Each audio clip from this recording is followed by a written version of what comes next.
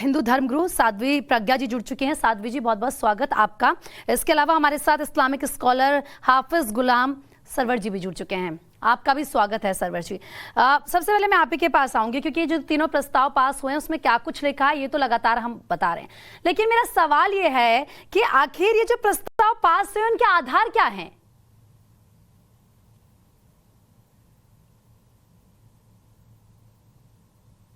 आपकी आवाज नहीं आ रही है सर जी। ठीक है, मैं आपके पास लौटूंगी। साध्वी जी का रुख कर लेते हैं तब तक। साध्वी जी, क्योंकि जो ये प्रस्ताव पास हुए हैं, किस तरह के शब्दों का इसमें इस्तेमाल किया गया है, इस्लामोफोबिया, तमाम ऐसे शब्द हैं, आखिर इस तरह के प्रस्ताव पास करने का आधार क्या है? अखंड भारत से इनको दिक्कत क्या है?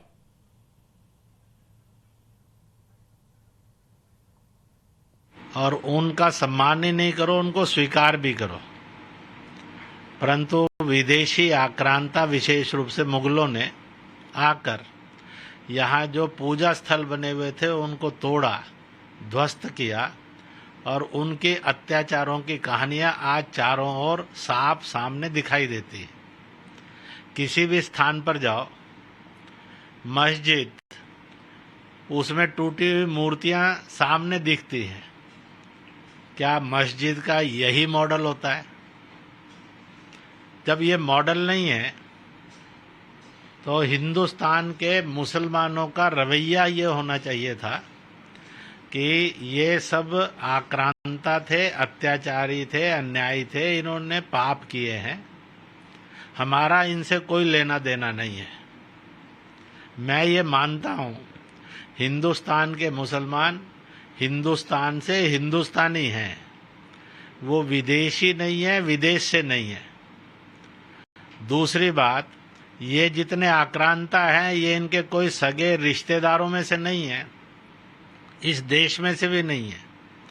इसलिए हिंदुस्तान के मुसलमान तो जो सच्चे और सही हिंदुस्तानी मुसलमान हैं, वो तो इन विदेशी आक्रांताओं से की निंदा भी कर रहे हैं, कह भी रहे हैं कि उन्होंने शैतान का काम किया, उन्होंने यहाँ पर आकर लोगों पर, धर्म पर, स्थानों पर अत्याचार और अन्याय किया।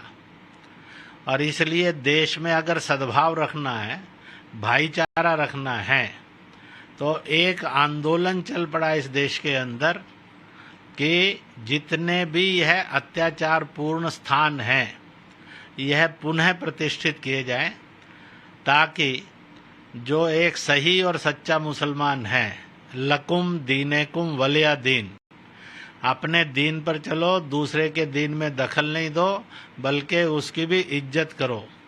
यह इस्लाम हिंदुस्तान में पनपे, ना कि कट्टरपंथियों का विदेशियों को अपना मानने वाला इस्लाम बने। इसी तरह से इस्लाम ने कहा है कि हम जहाँ पर किसी विषय मजहब का दायरा है, पूजा स्थल है, उसको तोड़कर अपना पूजा स्थल बनाना यह कभी पाक नहीं हो सकता, यह हमेशा नापाक रहेगा। इसलिए यह गलतफहमी है कि इनको मस्जिद कहा जा रहा है, यही पाप है, अपराध है, अमानवीय भी है, असंवैधानिक भी है, खुदा विरोधी भी है, इस्लाम विरोधी भी है, नबी पैगंबर विरोधी भी है। ये कोई मस्जिदें नहीं है। अगर ये पाक मस्जिदें होती तो इतने वर्षों से वहाँ पर लोग बहुत अधिक नमाज अदा करने के लिए जाते। कोई जाता नहीं है, क्योंकि हर मुसलमान को पता है कि वहाँ पर नमाज यानी खुदा का अपमान है, इस्लाम से बेईमानी है, नबी पैगंबरों से नफरत है, इसलिए नहीं जाते हैं। परंतु जो विदेशियों के साथ जुड़ गए, जो शैतान के रास्ते पर चल पड़े, वो इसके समर्थक हैं। मैं ऐसे सब लोगों को कहूँगा, अब मौका आ गया है कि जो 1000 साल से 1500 से चली। तो संघ नेता इंद्रेश कुमार को आप सुन रहे थे। हाफिज जी, आप ही के पास आ रही हूं मैं, क्योंकि उस वक्त आपकी आवाज नहीं आ रही थी। आखिर इतनी नाराजगी, इतना गुस्सा किस बात का है? हिंदुओं से किसको डर लग रहा है, या फिर मुसलमानों को कौन भड़का रहा है? क्या चल रहा है ये? जो भी चल रहा है वो अच्छा तो खैर नहीं चल रहा है। हम्म। और आपने पहला सवाल तो जो देवबंद में जमीयत उलमाए जी हिंद की बैठक चल रही है उस पर किया है। जी जी। तो मेरा बिल्कुल स्पष्ट मानना है और मैं साफ शब्दों में कहता हूं कि ये समय अपने अपने संगठनों के प्रभुत्व को बढ़ाने का नहीं है। हम्म। ये समय भारत में उपज रहे आम जनों में असंतोष अविश्वास को समाप्त करने का है और विश्वास के वातावरण को बढ़ाने के कौन कौन से उचित उपाय हैं उसको ढूंढने का है। विशेषकर जो धर्म गुरु है, चूंकि देवबंद में जो जमा हुए हैं वो सब धर्म गुरु हुए हैं, कोई पॉलिटिशियन नहीं है उसमें। उनका कर्तव्य ऐसे समय में और बढ़ता है जब समाज में एक मना ना चाहा बगैर चाहे हुए भय थोपा जा रहा है। ऐसे में उनको सकारात्मक भूमिका में आकर देश नहीं को तो भी सांप्रदायिकता और अपने की समाज काली आंधी चल रही है, ये कहना इसका क्या मतलब है? नहीं, वो मतलब उनके इन शब्दों को बिल्कुल तो नहीं नकार सकते आप। देश की जो वर्तमान स्थिति है उसमें इसका भविष्य बहुत अच्छा तो नहीं दिख रहा जी। अभी आदरणीय इंद्रेश जी वक्तव्य दे रहे थे। इंद्रेश जी तो मुसलमानों के बीच ही काम करते हैं, खूब काम कर रहे हैं। अब पता नहीं कितने मुसलमानों को इन्होंने राष्ट्रवादी बनाया, इसकी सूची तो हमारे पास नहीं है। आप इंद्रेश जी के बयान पे जरूर बोलेंगे, लेकिन जो वहां बैठक में कहा गया है उसको लेकर आप कहीं ना कहीं कन्नी काटते हुए फिलहाल जरूर नजर आ रहे हैं। साध्वी जी, मेरा सवाल आपसे है, देश के मुसलमानों को कौन भड़का रहा है? क्यों जब इस तरह के बयान दिए जाते हैं तो जो युवा मुसलमान है, क्या उनके बीच नफरत की जो बीज है उसको नहीं बोया जा रहा है? उनको भड़काया नहीं जा रहा है इस तरह के बयान देके? बिल्कुल प्रीति, आप ठीक कह रही हैं। अभी आप देखिए, जो इंद्रेश जी ने भी कहा कि जो आपका है ही नहीं उसको आप अपना कह रहे हैं, यही सबसे बड़ी गलत बात है। और मैं इसी की पुष्टि करते हुए आपको ये भी कहना चाहूंगी, हम सभी का, चाहे आप धर्मगुरु हैं या किसी रिस्पॉन्सिबल पोजीशन पे बैठे हैं, दोनों पक्षों की ओर से आपका एक दायित्व बनता है कि आप भड़काऊ भाषण ना दे, इस तरीके के भाषण ना दे कि एक तरफ तो अखंड भारत की चर्चा हो रही है और दूसरी तरफ मुसलमान रास्ते पे चल भी नहीं सकता है, या ये ना कहें कि इस समय हालात मुश्किल है लेकिन मायूसी का सामना करना पड़ रहा है। ये कैसी बातें हैं? आप मायूस ना हो, ये किस तरीके के भड़काऊ भाषण दिए जा रहे हैं? आप बताइए। हमने संविधान का रास्ता अपनाया, हमने कोई राइट्स नहीं किए, हमें पता है चीज हमारी है, हमारे पास प्रमाण है, उसके बावजूद भी हम संविधान का रास्ता अपना रहे हैं, कोर्ट का रास्ता अपना रहे हैं। हमने कोई राइट्स नहीं किए, किसी तरीके के भड़काऊ भाषण नहीं दिए, कोई पत्थरबाजी नहीं की, लेकिन उसके बाद भी इन्हें दिक्कत है। इस तरीके के भाषण देंगे तो कैसे? ये इन्होंने खुद से इसको हिंदू मुसलमान का मुद्दा बना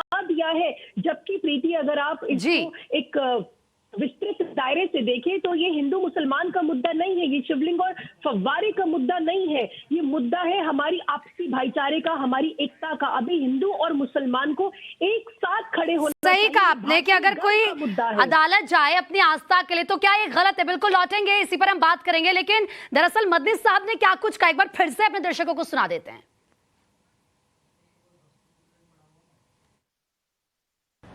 बात एकता और अखंडता की बात करते हैं, देश के अखंड भारत बनाने की बात करते हैं, और मुल्क के मुसलमानों का रास्ता चलना दुश्वार कर दिया। वो कौन सी अखंडता, किस अखंड भारत की बात कर रहे हैं?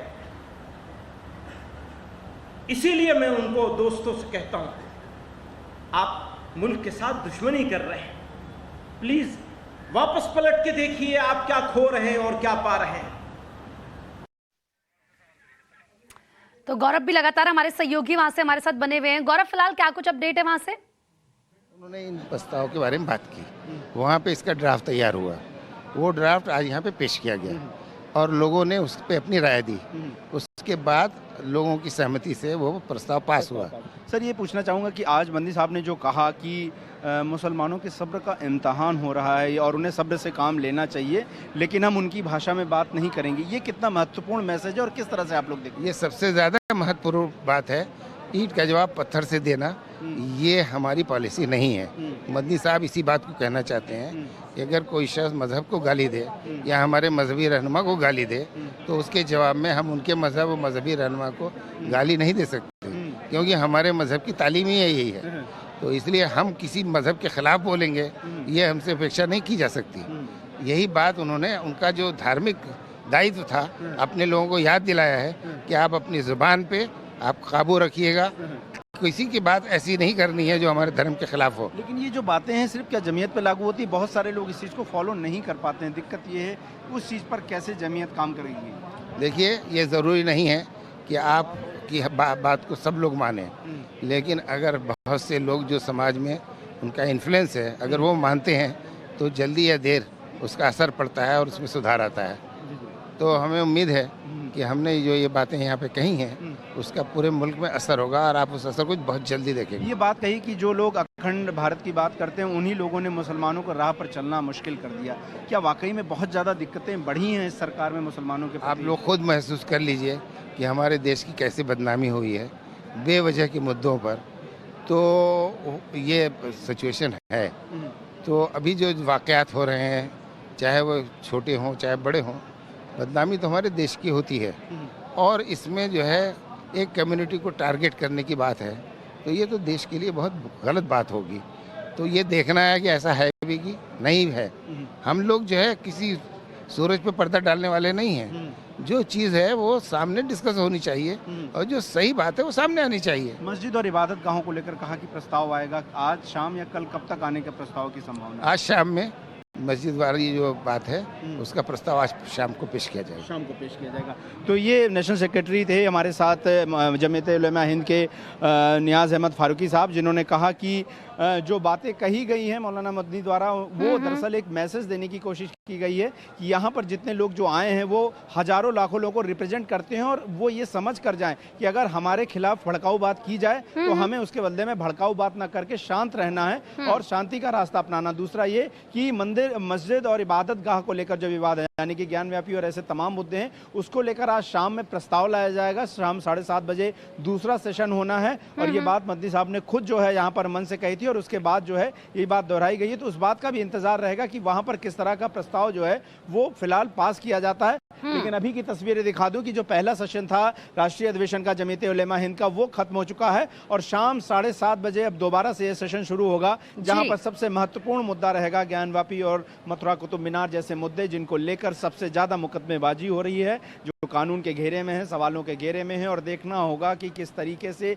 आस्थाओं का जो टकराव है, आस्थाओं का जो सवाल है, उस पर क्या रहता है। क्या सिर्फ प्लेसेस ऑफ वर्शिप एक्ट की दुहाई दी जाती है या इस बात के लिए भी स्वीकारोक्ति दी जाएगी कि अगर मुकदमा आता है तो सच सामने आने दिया जाए और उसको मुसलमान जो है स्वीकार करेगा खुशी से। ये देखने वाली बात होगी कि प्रस्ताव जो है वो किस दिशा में होकर जाता है। ठीक है, बिल्कुल, प्रस्ताव किस दिशा में जाता है ये देखना होगा। गौरव, सही कहा आपने। हाफिज जी, जरा मुझे एक बात बताइए, क्योंकि यहाँ पर शांति प्रिय इन सब की बात की जा रही है। दूसरी तरफ हमने मंच से सुना मदनी साहब को किस तरीके से अगर आक्रांताओं की बुराई हो रही है, उनके लिए लोग कुछ कह रहे हैं, तो फिर किस बात से तकलीफ हो रही है? क्योंकि अगर आक्रांताओं को लेकर जो लोगों की सोच है वो उसको जाहिर करेंगे, जो उन्होंने किया है इस देश में उनका गुणगान तो करेंगे नहीं उसको लेकर, तो फिर आखिर इस तरह के बयान क्यों दिए जा रहे हैं?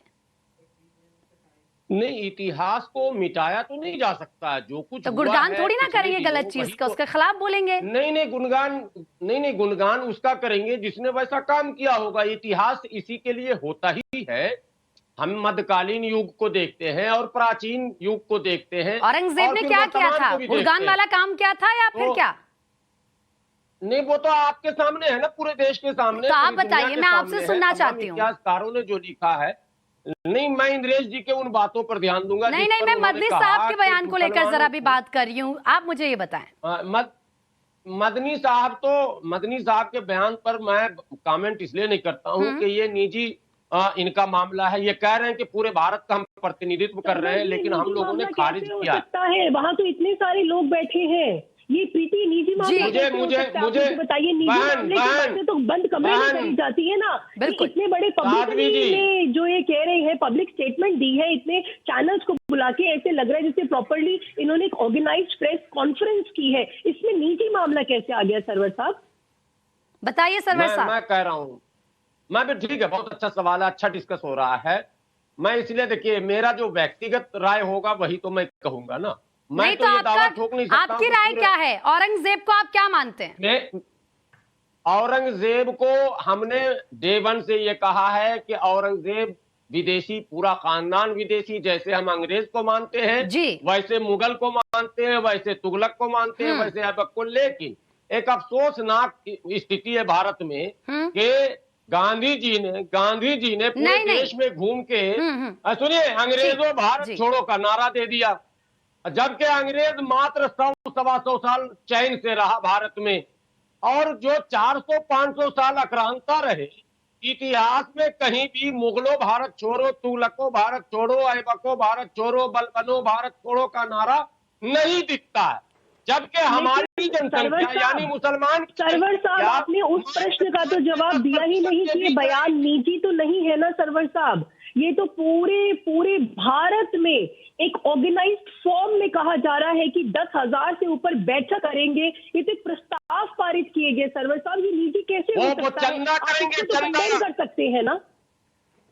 अरे मैं शुरू से कह रहा हूं, वो चंदा करेंगे, वो मुसलमानों को डराकर एक तरफ तो चंदा करेंगे और दूसरी तरफ सरकार से दलाली करेंगे। मैं इतने बड़े चैनल पर इस शब्द का इस्तेमाल कर रहा हूं, आप समझ रही हैं? तो भारत में मैं लगातार अगर आप ये कहते हैं तो आप, इसका मतलब आप भी जानते हैं कि सब एजेंडे के तहत हो रहा है।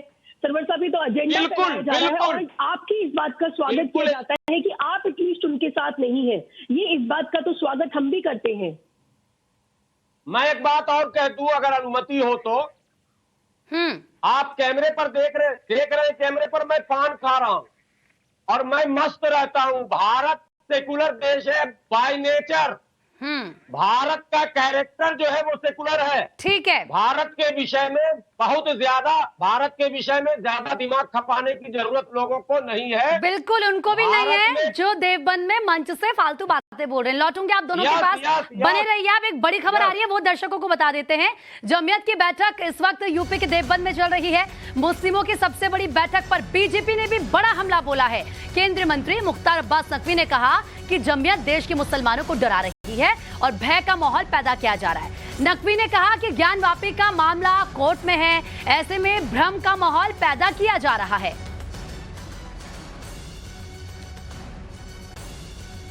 उनको यही कहना है, ना किसी को डरने की जरूरत है ना डराने की जरूरत है। ये देश सभी के लिए सुरक्षित है और जो लोग भय का भौकाल और भ्रम का भूत खड़ा करके अपने किसी तरह के निहित स्वार्थों को पूरा करना चाहते हैं वो सफल नहीं होंगे। क्योंकि जहां तक सवाल है, कोई मैटर कोर्ट में है, कोर्ट के फैसले का इंतजार करना चाहिए। आप भय का माहौल पैदा करके, भ्रम का माहौल पैदा करके समाज के सौहार्द के ताने बाने को नहीं तोड़ सकते और किसी को इजाजत भी नहीं दी जा सकती इस काम के लिए। एक और बड़ी खबर आपको बता दें, वाराणसी में व्यास संघ के अध्यक्ष महंत बालक दास महाराज ने जमीयत के जलसे पर निशाना साधा है। उनसे हमारे सहयोगी हिमांशु दीक्षित ने खास बातचीत की, सुनिए। ज्ञानवापी श्रृंगार गौरी का मामला कोर्ट की पेचीदगियों में इस वक्त उलझा हुआ है, लेकिन मुस्लिम पक्ष की तरफ से मांग की जा रही है कि सबूतों को सार्वजनिक ना किया जाए। तो दूसरी तरफ देवबंद में जमीयत की एक मीटिंग बुलाई गई जिसमें तमाम लोग इकट्ठे हुए और कई तरह के भड़काऊ भाषण भी दिया। और इसी मुद्दे पर बात करने के लिए हमारे साथ इस वक्त व्यास संघ के अध्यक्ष महंत बालक दास जी महाराज मौजूद हैं। महाराज, मैं आपसे जानना चाहता हूं, मुस्लिम पक्ष की तरफ से ये मांग की गई है कि जो साक्ष्य हैं ज्ञानवापी के अंदर के वो सार्वजनिक ना किए जाए, इससे देश का माहौल खराब होगा। आप क्या कहेंगे? आखिरकार क्यों नहीं किया जाए? पूरे भारत को, पूरे विश्व को, बल्कि जहाँ जहाँ लोग हैं सनातन धर्म के जानने वाले, सबको यह पता होना चाहिए कि किस प्रकार से मुसलमानों ने बर्बरतापूर्वक अत्याचार किया है। हिंदुओं के साथ जब इनकी शासक हुआ करते थे तब हिंदुओं के साथ कितना अत्याचार हुआ है, कैसे हिंदुओं के मठ मंदिरों को गिरा गिरा करके, तोड़ तोड़ करके, ध्वस्त करके और मस्जिदों को निर्माण किया गया है। उनकी बहन बेटियों के साथ कितना बलात्कार किया गया है, कैसे कैसे धर्मांतरण तलवार के बल पर किया गया है।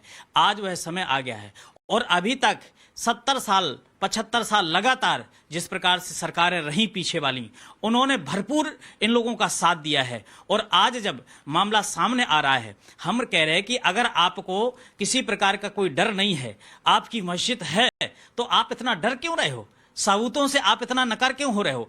आपके सामने साबूत आ रहे हैं, कोर्ट सामने है, हमारे यहाँ संविधान पर देश चल रहा है, तो कोर्ट पर आप भी निर्भर रहिए, कोर्ट पर हम भी निर्भर रहें। कोर्ट जो आदेश करेगा वो ना आपकी कहेगा ना मेरी कहेगा, साबूतों के आधार पर फैसला सुनाया जाएगा। आप एक तरफ चिल्लाते हो कि मुझे कोर्ट पर भरोसा है, तो आप इस प्रकार के लोगों के इकट्ठा करके भड़काना, जिस प्रकार से आपकी एक फितरत बन गई है, मुझे लगता है ये अशांत करने का एक षड्यंत्र है। देश को कैसे अशांत किया जाए। तो चलिए, हमारे साथ इस्लामिक स्कॉलर लगातार बने हुए हैं हाफिज गुलाम सरवर साहब। एक बात बताइए, क्योंकि जो प्रस्ताव आया है इसका पूरा हमने पढ़ा, इसमें मुसलमानों के डर की बात कही जा रही है। ये बताया जा रहा है कि कितने डरे हुए मुसलमान हैं जो इस वक्त देश में चल रहा है। इस तरीके से जमीयत की बैठक बुलाना, खुले मंच से सरकार को कोसना, ये डरा हुआ है। इस तरीके से आलोचना करना, क्या ये डरा हुआ मुसलमान कर रहा है? देखिए, देवबंद में अभी पिकनिक हो रहा है। ये पिकनिक है, देवबंद में भी हो रहा, दिल्ली में भी हो रहा, मुंबई में भी हो रहा। मैं ये कह रहा हूं, अब तक किसी हिंदू संगठनों ने कोई बहुत बड़ी रैली और कोई आह्वान नहीं किया। ये लड़ाई हिंदू मुस्लिम की नहीं है, ये मंदिर पक्ष और मस्जिद पक्ष कहा जाए। हालांकि आप लोग भी इसमें कम नहीं है। अच्छा, आप लोग भी थोड़ा थोड़ा हैं। हिंदू पक्ष मुस्लिम पक्ष नहीं लिखिए, इसको मंदिर पक्ष और मस्जिद पक्ष लिखिए। भारत के मुसलमान और हिंदू नहीं लड़ रहे हैं इसमें मुकदमा। अरे वाराणसी के जो लोग हैं कमेटी के, वो लड़ रहे हैं, और वहीं के लोग जो साधु संत हैं वो लोग लड़ रहे हैं। कोई पूरा बनारस भी इसमें नहीं उलझा है। बनारस तो सामान्य तौर पर चल रहा है, सब कुछ हो रहा है, कहीं बनारस में भी कोई टेंशन नहीं दिख रहा। लेकिन अब जो ये माहौल शुरू हुआ है, अब जो आप मतलब सेमिनार और जलसे और क्या कहते हैं राष्ट्रीय अधिवेशन, ये जब शुरू होगा, ये निमंत्रण है कि फिर हिंदू संगठन को भी आप अप्रत्यक्ष रूप से कह रहे हैं कि भैया आप भी अब सड़क पर आओ, देश का माहौल खराब करो। इसलिए ये लोग पिकनिक मनाना बंद करें। भारत का आम मुसलमान, पढ़ा लिखा मुसलमान नौजवान, जिसको भारत के भविष्य की चिंता और अपने भविष्य की चिंता है, वो ये चाहता है कि इस तरह के परंपरागत बातों से कम अब रुक जाया जाए। इस परंपरा पर रोक लगे। 3 तलाक का मामला आया, सरकार से बात नहीं, चलो रामलीला मैदान। पर्सनल लॉ बोर्ड क्या है, रामलीला मैदान का पुराना रिश्ता बना लिया इन्होंने। गांधी मैदान नहीं, हाफिज साहब, आप मुझे ये बताइए, जो उलेमा हैं, जो ये धर्म गुरु हैं, इनके फॉलोवर्स होते होंगे ना, लोग तो इन्हें फॉलो करते होंगे। लेकिन जब इस तरीके के स्टेटमेंट देंगे, इस तरीके के बयान देंगे, तो जाहिर सी बात है वो जो मुसलमान जो अपने घर में बैठा है, काम कर रहा है, उसके दिमाग में इस तरह की बातें तो जाएंगी ना कि हम डरे हुए हैं, हम सहमे हुए हैं, देश में हम सुरक्षित नहीं है। इस तरीके का माहौल बनाया जा रहा है। ये पहला मौका है मुझे, मैं क्या बताऊं आपको, ये चैनल जीवनी बताने की तो नहीं है। मैं साधारण परिवार से आता हूं। पूरे 2 बजे रात तक लोगों से बात हो रही है मेरी। सुबह 6 बजे से लगातार फोन आ रहे हैं लोगों के, और लोग कह रहे हैं कि आप जो स्टैंड, मैं सोशल मीडिया पर लगातार सक्रिय हूं, और लोग कह रहे हैं कि नहीं, आप जो कह रहे हैं वो सही कह रहे हैं। तादाद फॉलोवर की उनकी घट रही है, उनकी धरती खिसक रही है। तब उन्होंने फिर वही ड्रामा किया। ये ड्रामा नुकसान देगा उनको। मैंने उनसे आह्वान किया था आज से 20 दिन पहले कि आप 10 लोग भारत के जो प्रतिष्ठित नाम वाले संगठन के हैं, आप प्रधानमंत्री से मुलाकात कीजिए, आप गृह मंत्री जी से मिलिए, आप संघ प्रमुख से मिलिए, आप साधु संतों से मिलिए और डायलॉग कीजिए। और जो दूध का दूध है, पानी का पानी है, मुसलमानों को बताइए। आप ड्रामा मत कीजिए। फिर इन्होंने ड्रामा शुरू कर दिया। आप अगर इस तरह से आंदोलन करेंगे, आप एक तरफ कह रहे हैं सड़क पर नहीं उतरना है, और एक तरफ पूरे देश से लोगों को आपने देवबंद में बुला लिया, भड़का रहे हैं। सीधा एक तरफ आप पूरे देश में मुसलमानों को भड़का रहे हैं। ठीक है, लौटूंगी मैं आप दोनों के पास, लेकिन एक बार फिर से, आखिर मदनी साहब ने और क्या कुछ कहा, क्योंकि बहुत सारी उन्होंने ऐसी बातें बोली है जिनको जनता तक पहुंचाना बहुत जरूरी है। ये जानना चाहिए कि उन्होंने क्या क्या बात कही है, सुनाते हैं। बातें तो बहुत लोग राष्ट्र निर्माण की, राष्ट्र रक्षा की, राष्ट्र सुरक्षा की करते हैं,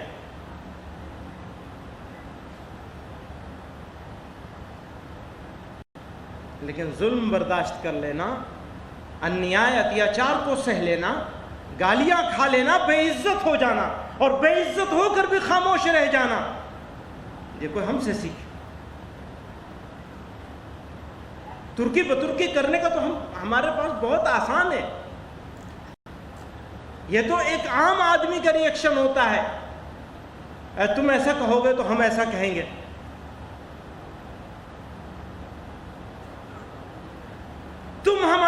को गालियां दोगे, बेइज्जत करोगे, तो हम तुम्हारे बड़ों को बेइज्जत करेंगे, गालियां देंगे। ये हर आदमी कर सकता है, लेकिन मुसलमान नहीं कर सकता। एक और बड़ी खबर इस वक्त मिल रही है। जमीयत की बैठक पर बीजेपी प्रवक्ता शहजाद पूनावाला ने भी हमला बोला है। शहजाद ने कहा कि जमीयत की बैठक मुस्लिमों को भड़काने की कोशिश है। जमीयत मुस्लिम समाज में भ्रम फैलाने की कोशिश कर रही है। तो बड़ी खबर आपको बता रहे, शहजाद पूनावाला ने बैठक पर निशाना साधते हुए कहा कि देश के मुसलमानों को भड़काने की कोशिश की जा रही है।